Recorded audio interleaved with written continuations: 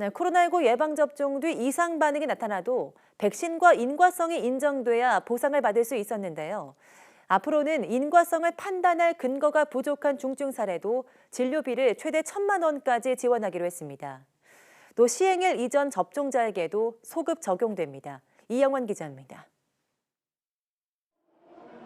지난 2월 26일 백신 접종이 시작된 이후 이상 반응 신고는 2만 건에 육박합니다. 경증, 중증, 사망 사례 모두 백신과 인과성이 인정돼야 보상받을 수 있습니다. 현재까지 발열 등 일반 환자 4명과 20대 뇌정맥동 혈전증을 포함한 중증 2명 등 6명만 인과성을 인정받았습니다.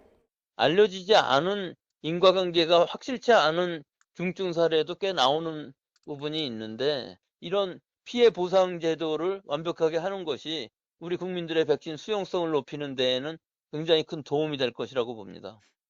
이런 점을 고려해 정부도 오는 17일부터 의료비 지원 범위를 확대하기로 했습니다.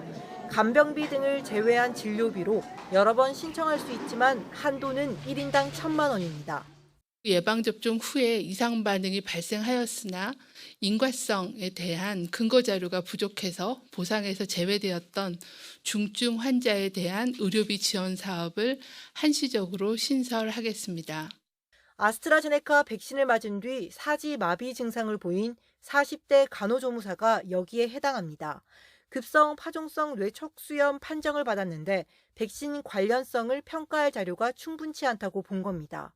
백신의 유발 가능성이 국내에서 제기되는 상황에서 아직은 이것을 인과성을 인정할 만한 근거도, 배제할 만한 근거도 충분치 않다라는 의미입니다.